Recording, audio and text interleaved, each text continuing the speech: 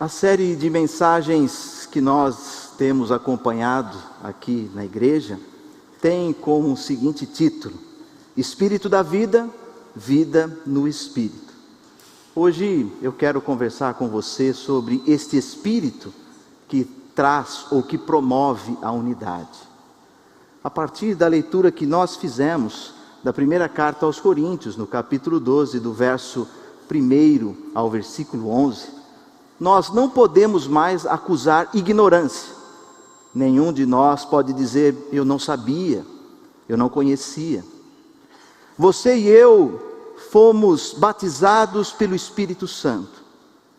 Portanto, enquanto acontece esta celebração, sentimentos também estavam contigo aí, durante as leituras, nas orações, enquanto escutávamos e participávamos com os belos hinos.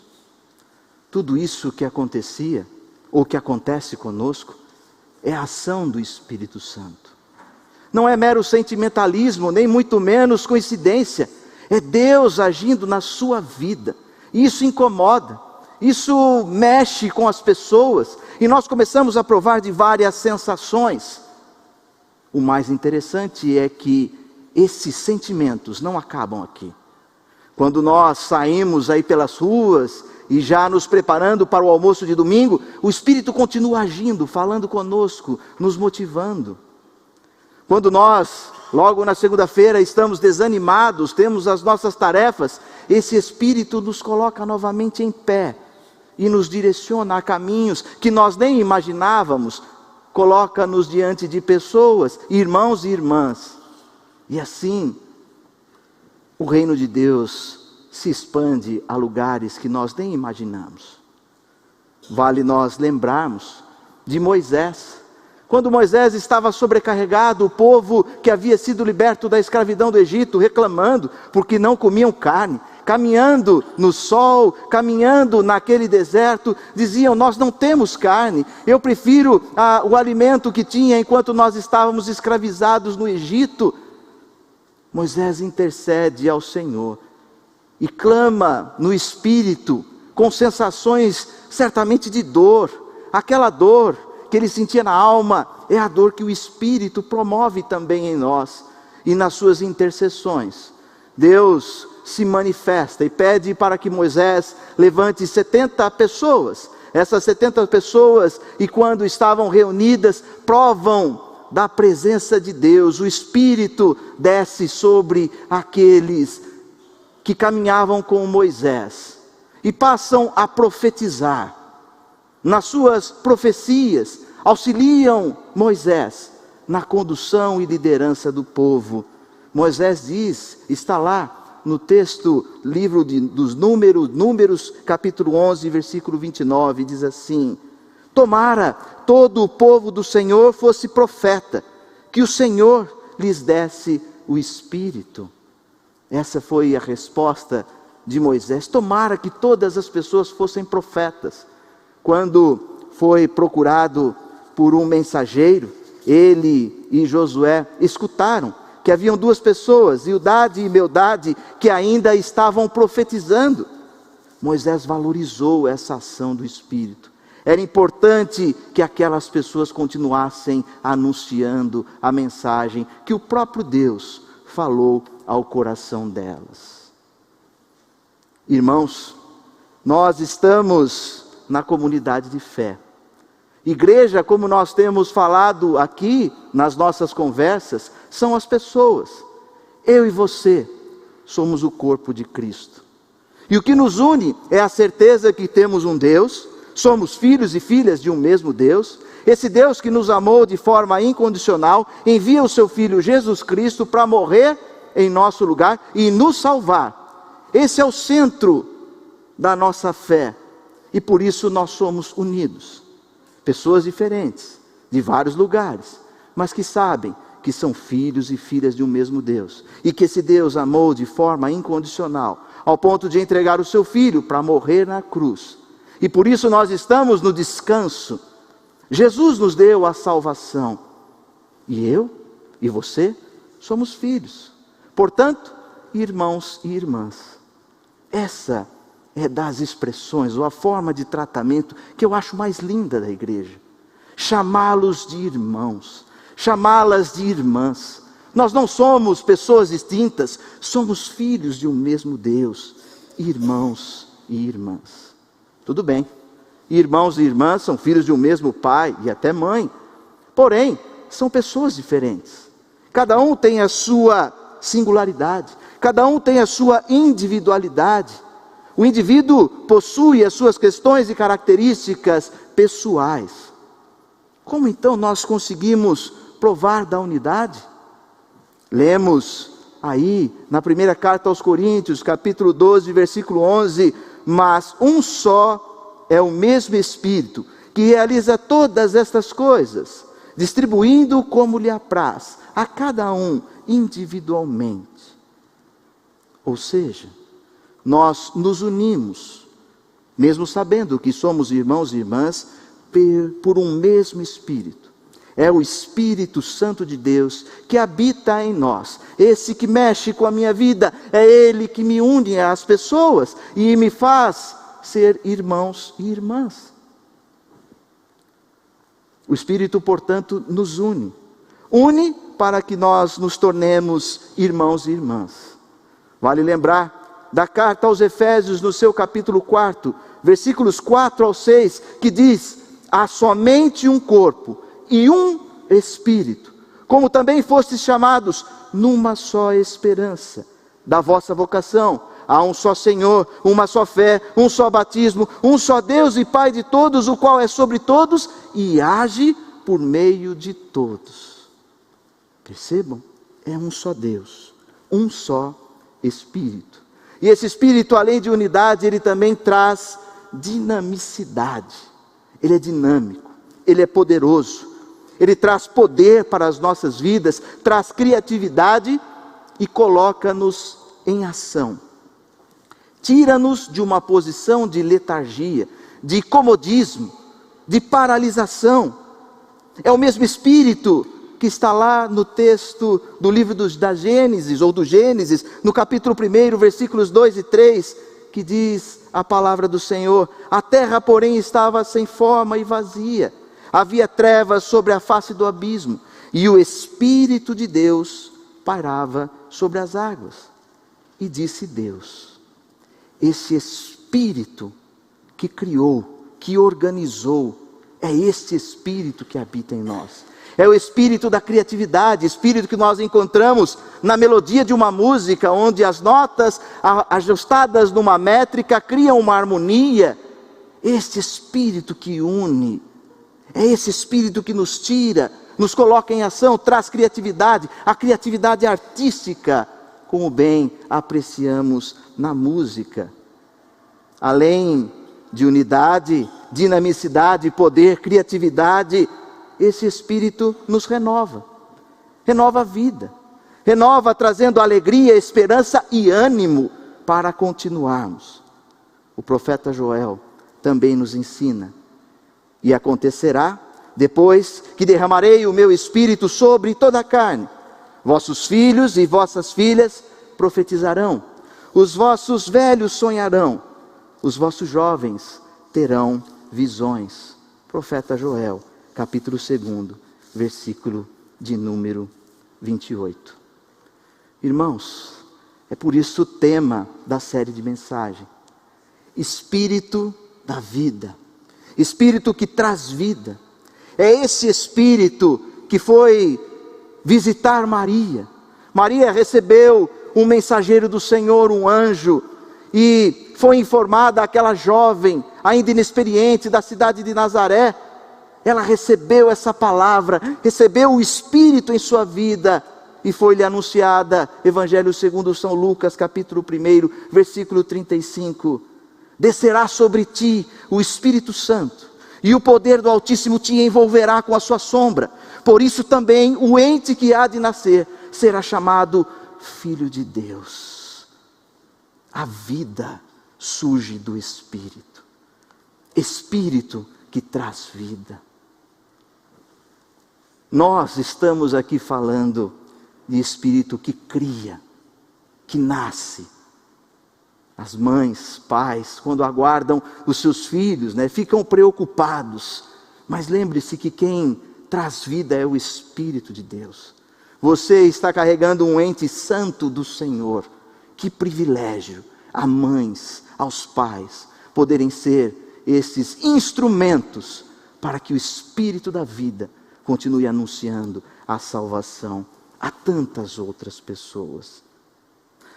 Irmãos e irmãs, de que maneira esse Espírito continua agindo em nossas vidas para que nós vivamos em unidade ou comunhão como essa que nós estamos experimentando nesta bela celebração, comunhão que nós queremos e unidade que nós queremos para fora também desse ambiente litúrgico para as nossas vidas. Como nós vivemos esse Espírito que traz unidade, que nos une às demais pessoas, que nos une aos nossos familiares, que nos une para provarmos desse corpo de Cristo, que é invisível, que vai para além das estruturas institucionais. Em primeiro lugar, nós precisamos ter a ciência, que é o Espírito de Deus, que nos convence sobre o amor do próprio Deus. Calvino dizia que a fé, ela precisa também da contribuição, da ação de Deus em nossas vidas. Porque nós, por nós mesmos, não conseguiríamos acreditar nesse amor. As nossas mentes humanas não são capazes de compreender esse amor incondicional. Porque em Cristo Jesus não existe contrapartida. Em Jesus nós temos o amor que escolheu a cruz em nosso lugar. Foi até as últimas consequências. E a partir desse amor incondicional, nós, como lemos também aqui na carta aos Coríntios, nós não somos mais conduzidos por ídolos mudos. Ídolos que querem nos manipular. Não é mais assim. Esse amor te deu autenticidade e autonomia para você ser você mesmo. E você é um irmão, irmã e filho querido, filha querida do Senhor. Tanto assim que ninguém pode dizer Senhor Jesus, se não for pelo Espírito Santo de Deus. 1 Coríntios 12, versículo 3 que nós lemos. O Espírito é quem nos converte ao Senhor Jesus Cristo. O Espírito que nos convence e molda a nossa forma de falar. A maneira como eu me comunico com as pessoas. E comunicação é um desafio. Falar com as pessoas. O Espírito convence a nossa maneira de falar. Todos nós temos os nossos desafios e cada um escolhe para a sua caminhada as suas ferramentas de trabalho. O cristão e a cristã têm como principal ferramenta a língua. Ele anuncia, ele fala, ele transmite a mensagem do Senhor. Porque esta mensagem tocou em minha vida por meio do Espírito. E não é sem motivos que lá no livro de Atos dos Apóstolos, a manifestação desse Espírito veio como que línguas de fogo. Línguas que eu espero que sejam derramadas sobre todos nós. E certamente as foram derramadas para que nós possamos compreender os nossos irmãos e irmãs. Atos dos Apóstolos, capítulo 2, versículo 26 diz: quando, pois, se fez ouvir aquela voz, afluiu a multidão, que possuiu de perplexidade, porquanto cada um os ouvia falar na sua própria língua. Atos 2,6. Eram medos, persas, judeus, gentios de língua grega, cada um falando em sua língua. Mas quando esse Espírito desce sobre nós, eu compreendo o meu irmão e minha irmã. Já não sou eu mais, não são os meus interesses que valem, mas eu me exercito, eu me esforço para compreender o meu irmão. Dá para entender isso? Esforçar para compreender o meu irmão. Ao passo que, se cada um falava a sua língua, e o Espírito trouxe essa compreensão entre irmãos e irmãs. Vale lembrarmos também do livro de Gênesis, no capítulo 11, quando foi construída a Torre de Babel. Pessoas que buscavam ser célebres, estavam em busca de prestígio, de reconhecimento, construíram uma torre para chegar ao céu. Celebridades, elas queriam ser, e ali, eram todos de uma mesma linguagem, mas houve confusão, porque deixaram de lado o Espírito de Deus, e passaram a viver em busca de serem célebres, de prestígio. O texto em Gênesis 11, versículos 6 e 7 nos diz assim: eis que o povo é um, e todos têm a mesma linguagem. Isto é apenas o começo, agora não haverá restrição para tudo o que intentam fazer. Vinde, desçamos e confundamos ali a sua linguagem, para que não entenda a língua do outro ou da outra pessoa. Eu fico maravilhado quando eu vejo o ministério de música dessa igreja. Como vocês se comunicam nos olhares. Não precisa nem de fala.